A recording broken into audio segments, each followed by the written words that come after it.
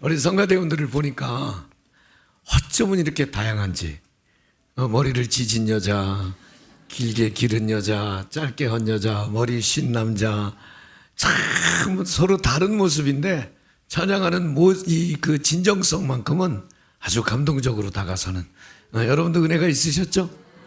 우리 할렐루야 성가대와 챔버단에게 큰 박수 한번 좀. 네. 드디어 이제 확실히 우리 사무장님이 맥가이버시라 그 손에 딱 가니까 이게 움직이네요.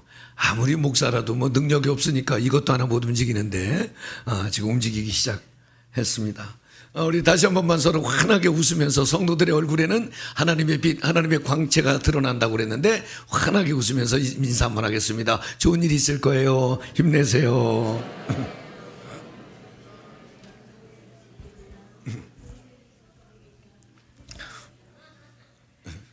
아주 할머니들 난리 났네요. 여러분, 이렇게 성도들을 뵈면은요, 정말 다양한 표정들, 다양한 마음들을 이렇게 느낄 수가 있어요. 뭐 모습들도 다 다르지만 그 표정들이, 어떤 분은 막 옆에 가서 커피라도 한잔 하자고 그러고 싶은 분이 있고, 어떤 분은 안수기도 할 때 손톱으로 해주고 싶은 분들도 있고, 이렇게 그런 분들도 있습니다. 우리 성도들에게는 여호와의 얼굴빛, 빛과 또 그 광채가 나는 얼굴, 여러분 색경 보고 연습도 좀 해보시고요. 은혜의 자리에 머물면서 여러분의 얼굴과 표정이 다른 사람에게 힘이 되고 위로가 되고 기쁨이 되면 얼마나 좋겠습니까? 우리의 자세나 태도도 마찬가지고요. 우리의 생각도, 우리의 마음도, 우리는 육의 생각이 아니고 영의 생각을 하고, 우리는 아버지의 마음을 품고 영혼이 있는 곳에 사랑을 품고 서는 것이 성도들에게는 어울리는 모습이라고 생각합니다. 제가 오늘 설교의 제목을 말이 은혜로운 사람 이렇게 잡아봤습니다. 왜냐하면 저는 이제 우리 주제를 놓고 늘 묵상을 하다 보면, 그래, 표정이 좋고 태도가 좋고 생각이 아주 건강하고 아버지의 마음을 품은 사람을 어떻게 알 수 있을까? 그런데 그 사람은 말을 들어보면 얼추 알 수도 있는 것 같아요. 어떤 사람은 말을 들으면 너무너무 기분이 좋아, 은혜로워. 그런데 어떤 사람은 말을 들으면 괜히 속상해, 그리고 조금 불편하기도 해. 여러분 아마 가족 간에도 대화를 많이 할 텐데, 오늘 아침에 일어나셔서 혹시 부부 간에, 가족 간에 어떤 얘기를 하셨나요? 아내가 남편한테 얘기를 하는데 남편 중에 오늘 아내가 첫 얘기가 너무 감동적이었다는 사람이 있으면 가만히 계셔 보세요. 네, 그죠? 늘 같이 사는 사람들도 어느 날은 말 들으면 너무 속이 상하고, 어느 날은 갑자기 우리 집사람이 여보 돈 안 필요해요? 이런 날이 있으면 좋겠어. 한 번도 없었어. 그죠? 제가 오늘 이 말이 은혜로운 사람이라고 설교 제목을 잡은 것은 아주 간단한 동기가 있었습니다.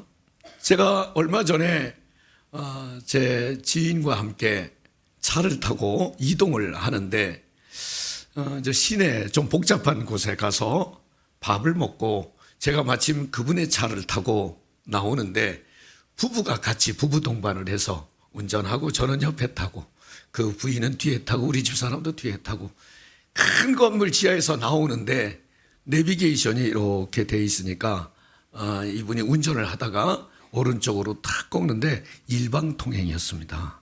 그러니까 그 내비게이션에는 표시가 되지 않은 일방통행이었습니다. 그래서 이 어떻게 할지 우물쭈물하고 있는데 그 이제 뒤에 탄 부인이 내비게이션대로 가! 하는데 거기에 독이 묻어 있고 가시가 묻어 있고, 내가 옆에서 듣는 내가 얼마나 그냥 미안한지 무안한지, 야, 지금 이 친구가, 이게 친구가 옆에서 부인이 저렇게 함부로 하는 얘기를 들었으니 말은 못하고 얼마나 힘들까. 그리고 내가 그때부터 민망해지기 시작했습니다. 내가 내비게이션이에요, 내가 이 길 잘 알아요. 내가 괜히 수다를 떨기 시작했습니다. 그 분위기를 좀 어떻게 해보려고. 그냥 내비게이션 따라 가세요 그러든지, 내비게이션이 잘 안 맞나요? 여러분 같으면 그렇게 할 거잖아. 그지? 제가 좀 도와드릴게요, 여보. 여러분 같으면 그랬을 거 아니야. 그랬는데, 내비게이션 따라가. 그렇게 하란 말이야. 이러는데,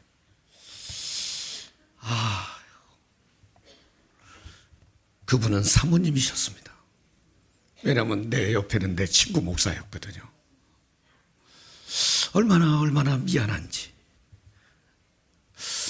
여보, 나한테 한번 해봐.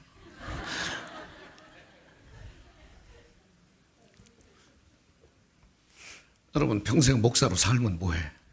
그죠? 평생 사모로 살면 뭐해? 그렇게 남편한테 말을 함부로 하는데 어디 가서 복음을 전하고 어디 가서 사랑을 전하고. 오늘은 설교 여기까지만 해도 되겠죠? 그죠? 어느 교회에서 어느 목사님이 첫 주에 와서 설교를 했는데 너무 은혜를 받아가지고 그 다음날 설교를 기대했더니 똑같은 설교를 하더래. 왜 저러시지? 세 번째 주에도 똑같은 설교를 하시더래. 우리가 목사님 잘못 모셨나 보다. 넷째 주 됐는데 목사님 딴 교회로 좀 가시죠. 근데 그 목사님은 내가 설교를 해도 변하지 않는 성도들 변할 때까지 설교하겠다고 계속 같은 설교를 했다고 그러는데, 오늘 제가 이 얘기는 여러분에게만 하는 게 아니고 제게 하는 얘기이기도 합니다. 저도 다르지 않기 때문에 그랬습니다. 최민아!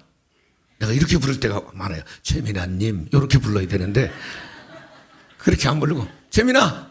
내가 이렇게 부를 때가 많이 있거든요. 그런데 이게 사실은 저는 옆에서 민망했지만 그 들었던 제 친구는 얼마나 미안했을까. 시쳇말로 얼마나 쪽팔렸을까. 친구들 앞에서 부인이 함부로 하는 얘기를 이렇게 듣고 있으니 얼마나. 아무 소리 안 했죠. 왜냐하면 했다가 또 주먹 날라올지 몰라올 테니까 안 했겠죠. 자, 여러분의 말은 어떻습니까? 혹시 남편한테 그렇게 말한 적이 있는 사람은 손 들어봐. 부인한테 그런 말 한 적 있는 사람 손 들어봐. 나만 들었네. 임 장로님, 저하고 동기십니다.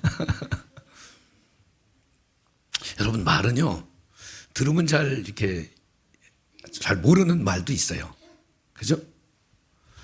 예를 들면, 저 충청 사람이잖아요. 알았시오, 됐시오, 괜찮이오, 그리오. 요거 알아듣는 사람. 내가 다시 해볼게. 알았시오. 요거 긍정일까요? 부정일까요? 부정이에요. 알았시오. 그건 긍정이에요. 됐시오. 요건 부정이에요. 됐시오. 요건 긍정이에요. 좋다는 뜻이에요. 괜찮요. 요건 부정이에요. 괜찮요. 요건 긍정이에요. 똑같은 말이지만 그 톤에 따라서 굉장히 섭섭할 수도 있고 굉장히 기분이 좋을 수도 있어요. 충청도 말만 그렇겠습니까? 전라도 분들 음의 거시기요. 이 거시기하다는 말도 수만 가지의 의미가 있습니다. 좋다는 의미도 있고 별로 좋지 않다는 의미도 있고 그렇습니다. 이 말이 들어서 바로 해석이 안 되는 부분도 있긴 있어요. 제가 지난 목요일 날 우리 전도사님들하고 이렇게 차를 타고 나가는데 제 차를 타고 나다가 아이고 이 차 무지하게 깨끗하네. 왜냐면 너무 더러웠었거든요. 근데 내가 미안해서 이 차가 너무 깨끗하네. 그랬더니 밑에서 해석이 붙었습니다. 우리 목사님 충청도 어법은 이 차를 깨끗이 닦아 놓으라는 뜻이니까 차를 깨끗이 닦아 놨어요. 내가 무지하게 깨끗하다 그랬는데 더러운 차를 보고 그랬더니 그 말귀를 그렇게 받아들여서 차를 닦아다 놨어요. 근데 그날 잘못했어요. 왜냐면 여기서 공사하는 날 흙먼지가 많이 날리는 날은 차를 닦아 놓으면 그 위에 흙먼지가 수북히 쌓여서 다시 닦아야 되는 바로 그날. 그러나 그 상황은 몰랐지만 목사님이 지금 차가 더러우니까 닦아놨으면 하는 마음인가 보다. 그래서 아래층 교역자실에서 제 차를 닦아주기도 했습니다. 이렇게 때로는 해석이 필요한 말들이 많이 있지만 그거 말고 그냥 바로 들으면 느낄 수 있는 그런 이해할 수 있고 받아들일 수 있는 말. 길 잘 모르세요? 그러면 될 거. 내비게이션 따라가. 옆에 있는 사람 말 들으면 되지. 이거는 얼마나 큰 상처가 되는지. 여러분 오늘 그거 버리시기를 바랍니다. 오늘 주의 말씀인 줄 알고 아멘 한번 하세요. 오늘 그거 꼭 버리시기 바랍니다. 남편한테 함부로 하는 말 버리세요. 왜 남자들만 아멘하고 그래? 아내한테 함부로 하는 말 버리세요. 네, 버리셔야 됩니다. 그게 성도의 언어입니다. 은혜로운 말을 하면서 여러분, 제가 여러분에게 뭐 심오한 설교로 성경을 해석해주고 기독교 역사를 말하고 얼마든지 그럴 수 있습니다. 저는 대학의 설교학 교수이니까 뭐든지 할 수 있을 것입니다. 그러나 그것보다는 오늘 여러분의 어투를 조금 더 개선해 드릴 수 있다면 제가 아마 명설교가의 반열에 오를 수도 있지 않겠습니까? 여러분 말이 아름다워지시기를 소망합니다.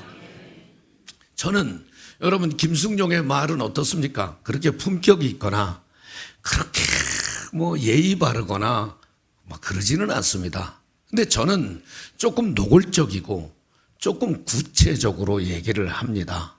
그러다 보니까 제 얘기는 별로 해석이 필요 없고 누구도 쉽게 알아듣는데, 그런데 상처를 받는 분들이 있어요. 왜? 너무 노골적이니까, 구체적이니까 그것을 좀 이렇게 두리뭉실하게 얘기를 해야 되는. 그러면 안 돼. 가지 마세요.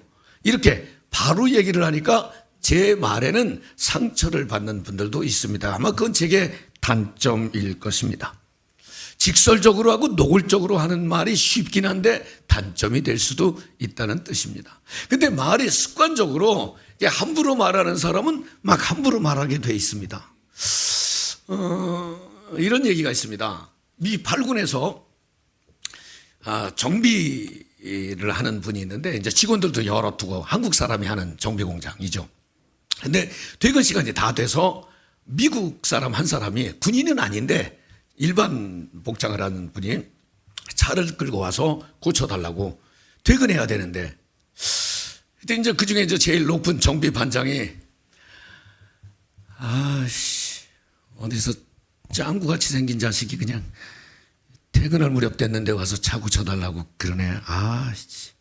이렇게 자기들끼리 그냥, 왜냐하면 미국 사람이니까 우리말 모를 줄 알고. 근데 그 직원 한 사람이 그 들어온 손님이 앉아있는데 가서 보니까 그 손님이 신문을 보는데 조선일보를 보고 있는 거예요. 그러니까 아차 싶었잖아요. 아차 싶어가지고 우리말을 잘 아는 모양이라고. 근데 마침 새로 들어온 직원이 부동액 갖고 오라고 그러니까 여기 불동액 이거 말하냐고. 그러니까 이 앉아있던 그 미국 사람이 그건 아니 불자를 써놨지만 그 불자로 읽는 게 아니고 부동액이라고 읽는 거라고 미국 사람이 우리말로 기겁을 했죠. 그러면서 그분이 뭐라고 말했냐면, 사실은 제가 머리가 짱구는 맞습니다. 그리고 제가 자식도 맞아요. 제가 하나님 자식이거든요. 그 누구 얘기냐면 우리나라의 최초의 선교사인 언더우드 선교사. 언더우드 선교사의 손주가 연세대학에 우리 한국 이름으로 원이란 이름을 가지고, 원이란 박사, 원이란 교수가 미군 부대에 들어가서 차 고칠 때 있었던 실제 얘기입니다. 얼마 전에 그 국민의힘 무슨 위원장 하던 그분도, 인요한 씨도 그 선교사의 자식으로서 전라도 어디에서 태어나서 아주 우리말에, 특별히 전라도 사투리에 익숙하신 그런 분인데, 그 뭐 어느 당 젊은 대표가 영어로 말해서 좀 마음이 거슬렸다. 한국 사람인데 나는 한국에서 태어났는데 우리말을 유창하게 하는 사람들이 있습니다. 그런데 마치 모르는 줄 알고 자식, 짱구같이 생긴 자식이 말이면 이랬다는 거 아닙니까? 여러분, 이렇게 불편한 말도 여유롭게 받아들일 수 있는 그 너그러움도 중요하지만 다른 사람이 들어서 불편하지 않는 말을 하는 것이 맞는 거 아니겠습니까? 이 미국 사람들에 관한 얘기는 참 많이 있어요. 그 동두천 쪽에 가면 옛날에 미군 부대 많을 때 그 미국 이제 택시 운전하는 분들이 택시를 탔는데 흑인 병사 두 사람이 딱 타는데 전화가 와가지고 너 지금 뭐하니? 나 지금 연탄 2장 배달 가는 중이야. 뒤에 흑인들 탔다고. 근데 그 흑인이 내리면서 연탄 2장값 내고 내렸다는 거 아닙니까? 우리말 다 알아들어가지고. 그러니까 못 알아들을 것 같지만 다 알아듣고 다른 사람이 듣는 걸 늘 염두에 둬야 된다고 하는 것이죠. 말의 품격, 말의 중요성. 나는 오늘 여러분들에게 꼭 양식이 되기를 소망합니다. 정중한 말, 정말 말이 은혜로운 사람, 은혜로운 말, 진정성이 담긴 말, 믿음의 사람은 할 수 있는 말인 것입니다. 제가 여러분에게 여러 차례 오프라 윈프리에 관한 얘기를 했죠. 내가 남보다 많이 가진 것은 축복이 아니고 사명입니다. 내가 남보다 많이 아파하는 것은 고난이 아니고 사명입니다 라고 했더니 오프라 윈프리는 혼혈인으로서 그 미국 사회에서 냉대를 겪으며 젊은 시절을 성폭행으로 아이를 낳기도 하고 힘든 삶을 살았지만 이 오프라 윈프리는 미국 사회에 그렇게 유명한 사람으로 남을 수 있었던 것은 아침이면 언제나 감사합니다. 나는 큰 복을 받은 사람입니다. 이렇게 자기의 입술로 고백을 하며 평생을 살았다는 것입니다. 힘들고 어려운 현실이지만 거기에 매몰되지 않고 늘 말로 나는 큰 복을 받은 사람입니다. 오늘 우리 한번 그렇게 해볼까요? 여러분에게도 복이 임할 줄 믿고 저를 따라서 한번 하겠습니다. 나는 큰 복을 받은 사람입니다. 아멘. 힘들고 어려워도 말입니다. 오늘 제가 두 군데 본문을 읽었잖아요. 민수기 14장 말씀에 보니까 하나님께서 그 원망하는 백성들을 향해서, 하나님 앞에 원망하고 불평하는 백성들을 향해서 여기 28절 여러분이 다시 한 번만 큰 소리를 읽겠습니다. 시작. 그들에게 이르기를 여호와의 말씀에 내 삶을 두고 맹세하노라. 너희 말이 내 귀에 들린 대로 내가 너희에게 행하리니. 여러분, 하나님이 지금 막 원망하고 불평하고 있는데 내가 맹세한다. 야, 하나님도 이렇게 성질 좀 낮추시지. 내가 맹세한다. 너희 말이 내 귀에 들린 대로 내가 시행하겠다. 그런데 이게 얼마나 무서운 말이냐면 29절 말씀 보겠습니다. 너희 시체가 이 광야에 엎드러질 것이라. 야, 광야에서 다 죽어나서 버질 것이라. 너희 중에서 20세 이상으로 계수된 자, 곧 나를 원망한 자 전부가, 그 다음 절에 보니까 여분의 아들 갈렙과 눈의 아들 여호수아 외에는 내가 맹세하여 너희에게 살게 하리라 한 땅에 결단코 들어가지 못하리라. 니들 말이 가나안 땅에 대해서 원망하고 불평했으니까 니들은 광야에서 다 죽어. 나는 너희들이 말한 거 들은 대로 그렇죠. 생사화복의 주인 되신 하나님께서 우리가 말한 대로 시행하겠다. 내가 그렇게 하겠다. 그렇게 말씀을 하고 계시는 거예요. 그럼 이들이 도대체 무슨 말을 했기 때문에 그렇단 말입니까? 오늘 14장을 읽었는데 그 13장 앞에 조금만 넘겨서 한번 볼까요? 13장 31절 말씀에 이런 말씀이 있습니다. 그와 함께 올라갔던 사람들은 이르되 우리는 등이 올라가서 그 백성을 치지 못하리라. 그들은 우리보다 강하니라. 우리 거기 못 가. 가면 싸워봤자 우리가 깨져. 뭐 그럴 수 있어요. 그런데 32절에 보니까 이스라엘 자손 앞에서 그 정탐한 땅을 악평하여, 여기 지금 악평, 여기 이제 사적인 감정이 들어갔습니다. 이르되 우리가 두루다니며 정탐한 땅은 그 거주민을 삼키는 땅이요 거기서 본 모든 백성은 신장이 장대한 자들이며, 33절 거기서 네피림 우솔이 나낙자손의 거인들을 보았나니 우리는 스스로 보기에도 메뚜기 떼 같으니 그들이 보기에도 그와 우리는 메뚜기 떼 같다. 뭐 그럴 수 있죠. 자기 본 거 얘기하는데 뭐 그럴 수 있죠. 그런데 이렇게 부정적인 얘기를 막 하니까 백성들이 어떻게 했겠습니까? 큰일 났다. 우리 하나님께 기도하자. 다시 하나님 앞에 모여서 하나님께 도움을 구하자. 그랬으면 얼마나 좋겠습니까마는 이런 부정적인 얘기를 들으니까 14장 1절 말씀에 뭐라고 되어 있냐면, 여러분이 한번 읽어주세요. 시작. 온 회중이 소리를 높여 부르짖으며 백성이 밤새도록 통곡하였더라. 밤새 통곡을 했습니다. 그러면 밤새 통곡하고 끝났냐? 14장 2절에 보니까 하나님을 원망하기 시작했습니다. 4절에 보니까 우리가 다른 지휘관을 세워서 애굽으로 다시 돌아가자. 그럴 수밖에 없죠. 불안하고 두려운데 그럴 수밖에 없죠. 거기 가서 싸워봤자 질 텐데 다시 돌아가자. 최선의 방법일 수도 있어요. 그런데 잘 생각해 보세요. 지금 어떤 일입니까? 여기까지 온 게 누구의 계획이었어요? 누구의 섭리였어요?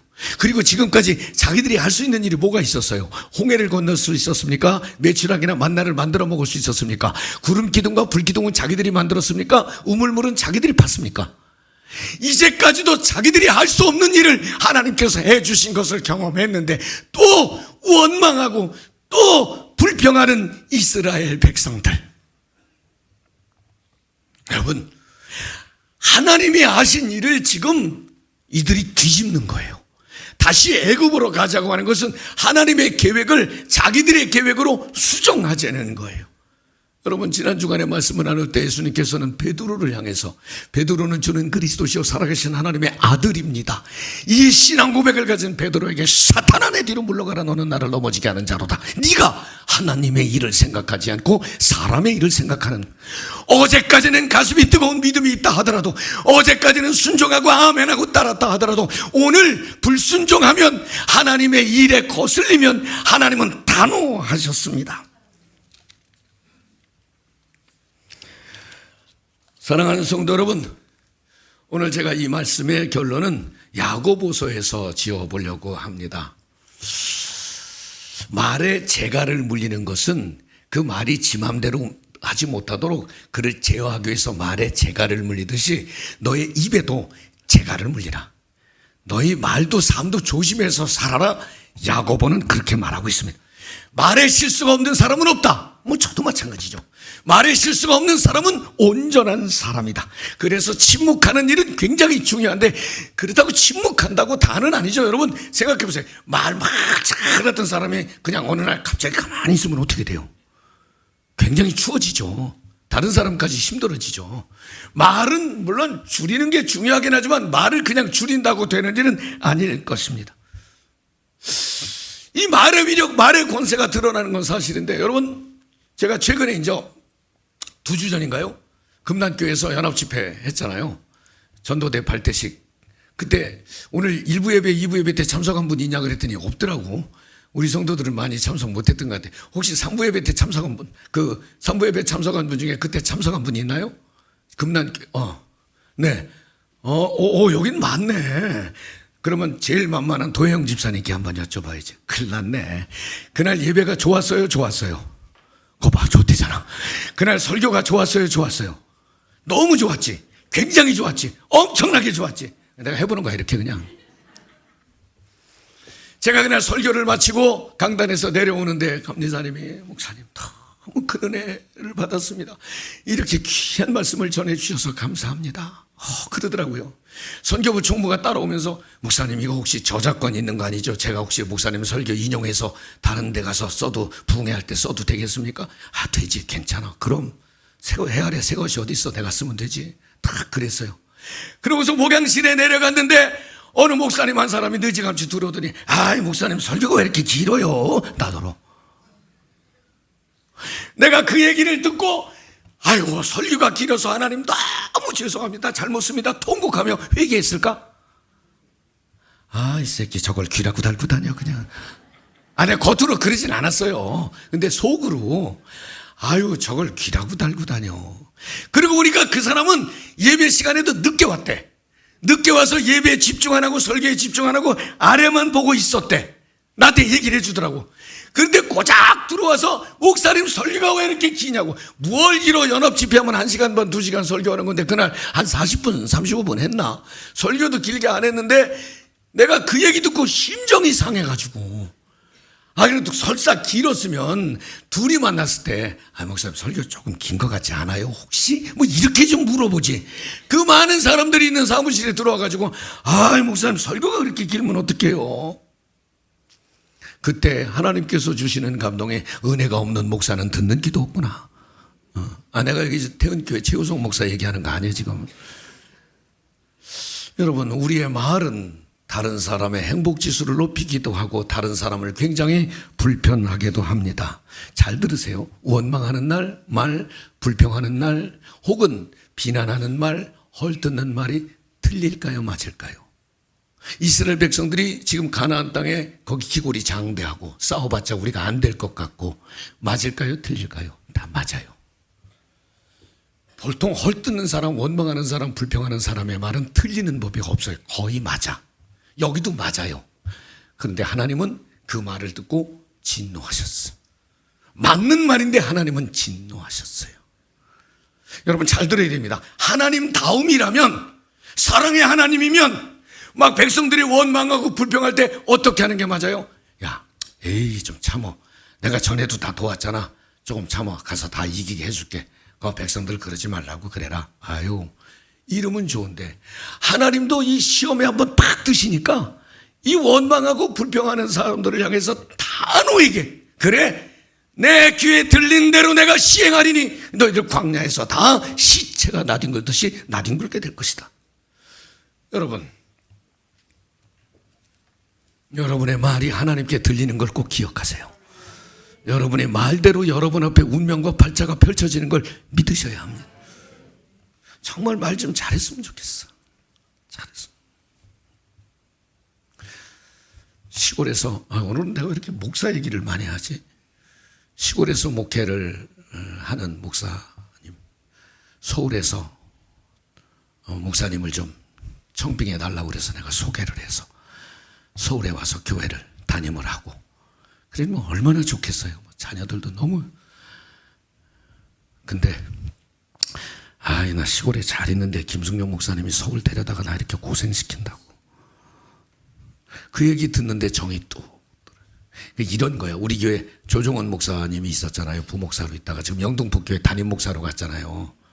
근데 만약에 조정원 목사가 부목으로 잘 있는데 목사님은 괜히 큰 교회 담임 목사 가라 그래가지고 일도 많아지고 그냥 집 앞에 그냥 코스트코 뭐 홈플러스 뭐 이런 게 많아가지고 나가면 돈 써야 되고 그냥 그냥 애들도 그냥 학교 잘 다니는 애들을 여기 강남까지 와서 그냥 학교 다니게 하고 말이에요. 그렇다면 그 말이 틀린 말은 아니지만 만약에 그런 말을 했다면 내가 그분을 날마다 축복하겠죠. 어린 반푼어치도 없는 소리지. 여러분, 말은 어떻게 하느냐에 따라서 그 결과는 아주 다르게 나타나게 되어 있습니다. 나는 여러분의 말이 은혜롭게 되기를 소망합니다. 자, 정리할게요. 이 야고보가 누구냐면, 이 야고보서를 기록한 야고보는 예수님의 동생입니다. 예수님의 동생으로서 예루살렘 교회를 목회할 때 30여 년 동안 목회하면서 이 신앙생활하는 성도들에게 중요한 것이 뭐냐, 그냥 베드로처럼 저는 그리스도시요 살아계신 하나님의 아들입니다. 믿음에 대해.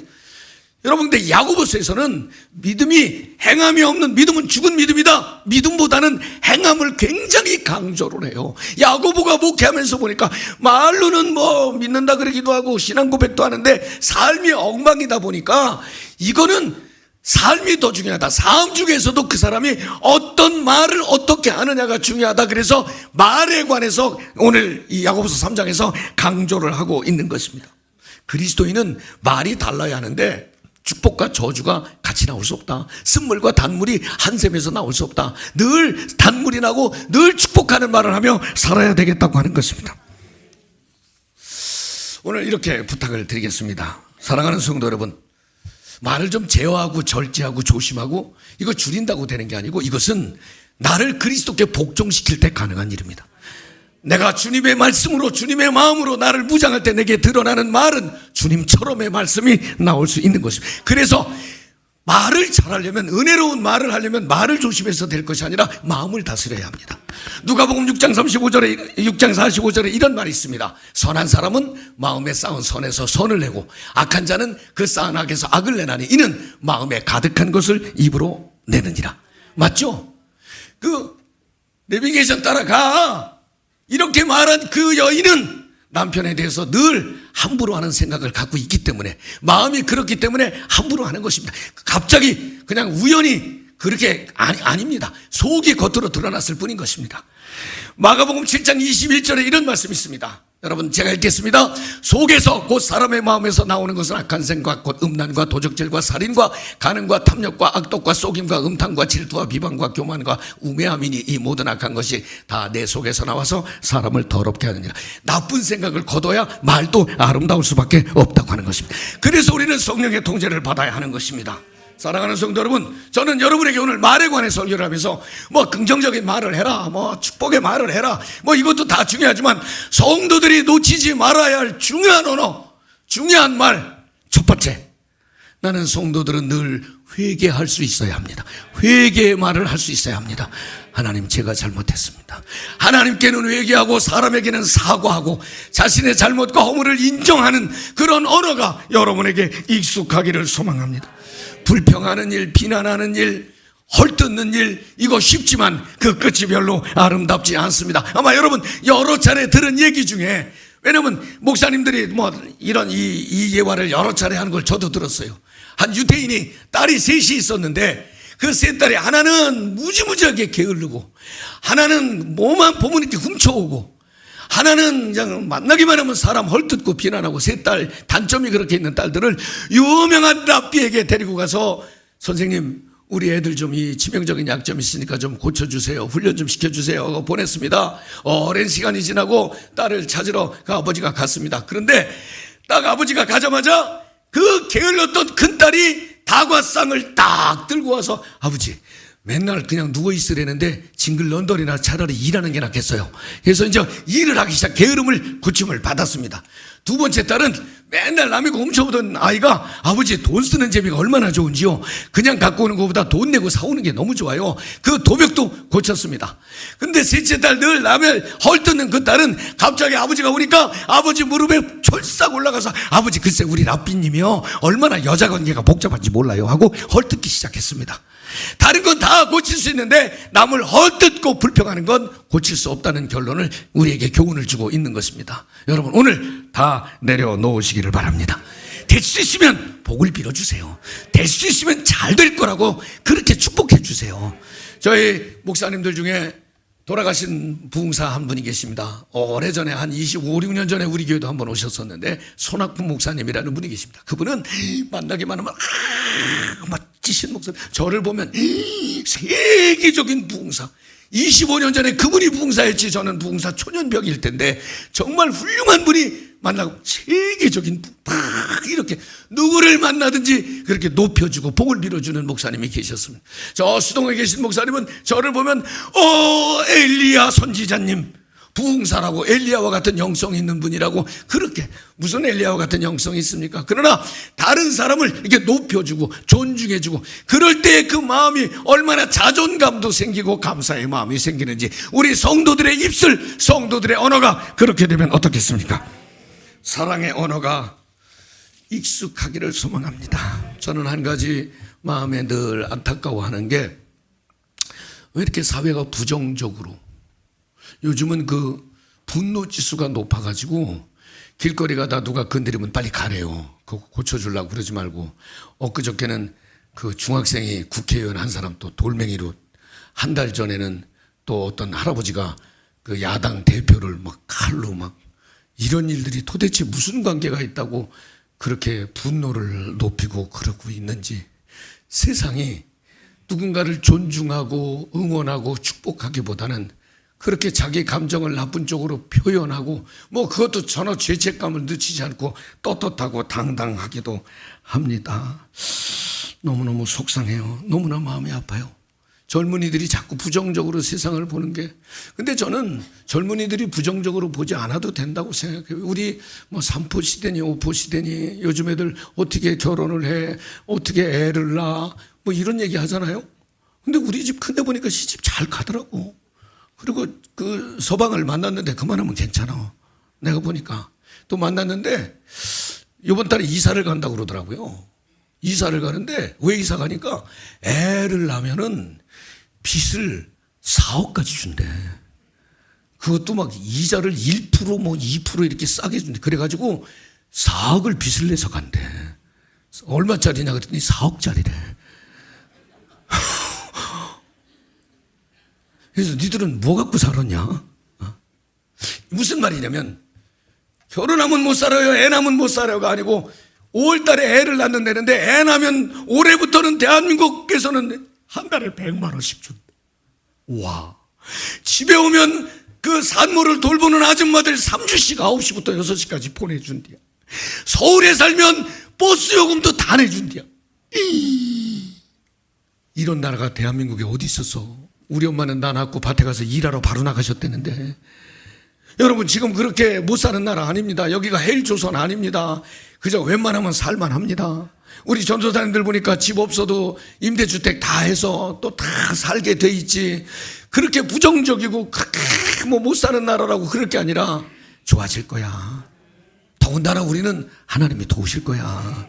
이렇게 희망을 말하고 축복을 말하는 삶을 살아야 되는 거 아니겠습니까? 여러분 제가 이 설교 준비하면서